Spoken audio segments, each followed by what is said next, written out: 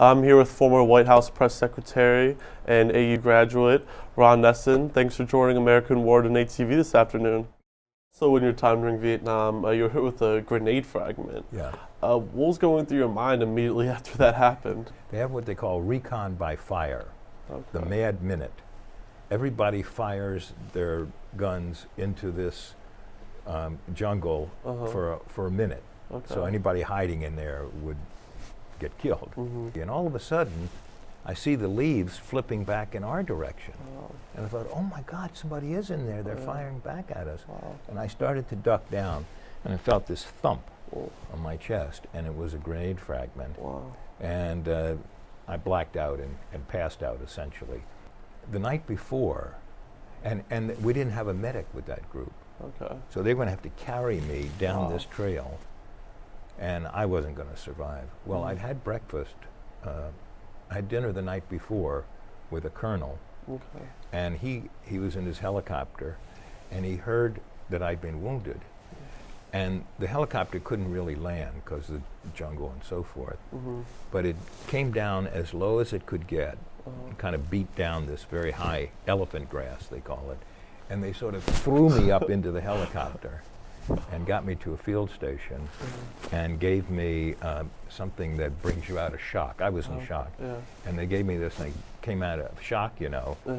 And then I said something that has embarrassed me ever since. My big rival was Morley Safer of CBS.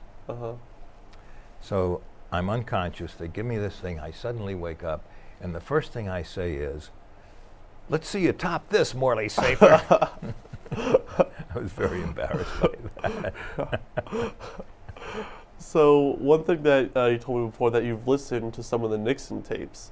What's one particular tape that kind of sticks out, or one moment that you heard? He was a very strange person, and but he tried, and so you went, how in the world did he ever get elected president, you know? But he tried to be a regular guy. So there's one tape of a Monday morning meeting in the Oval Office, and he's got his aides sitting around the desk in the Oval Office, you know, and it's Monday morning, and he's trying to be just a regular guy, you know, and he says on this tape, "So, did you get much sex over the weekend?" Ooh. When Gerald Ford traveled to China and he met with Mao Zedong, he was only allowed to bring 5 people to that meeting, and you were one of those 5. So what was that meeting like? Mao was old in those days and not well, and so they would never tell you whether he was going to actually, Ford would be able to meet with Mao. So one morning, the Chinese officials contacted, you know, the White House, traveling White House, and said, "Okay, you're going to meet with Mao in 1 hour. And you can only bring 5 people with you." So I was one of the 5. Okay, so they have 2 easy chairs.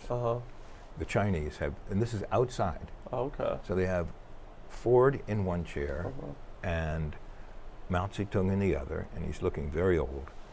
And sitting behind them, between them, is a translator.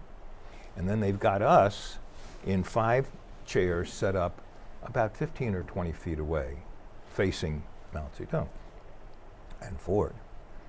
Well, here's what it sounded like to us. You know, Mao was very old and very, and when he would speak, it sounded something like this, you know. And then the translator would translate that into these beautiful English sentences, you know? So we never knew whether Mao was really saying those things or whether this was something that they had prepared ahead of time. So one thing that you said is you thought Ford was very likable as a person, and that's one of the reasons that you decided to be press secretary. What about him personally was just appealing and likable? You know, in those days, there was no official vice president's residence. They just lived wherever, in a neighborhood, or, you know. He lived in a little suburban house community in Alexandria, Virginia, on Crown View Drive. And then all of a sudden he's president. Well, now they were going to move to the White House. Except they wanted to do a little redecorating at the White House and cleaning up after Nixon's and doing some painting and so forth. So the first 10 days of his presidency, he continued to live in a little suburban house on Crown View Drive in Virginia. And the neighbors would come out, and here's the President of the United States walking out to get into his limo. And the neighbors would say, "Have a nice day, Jerry."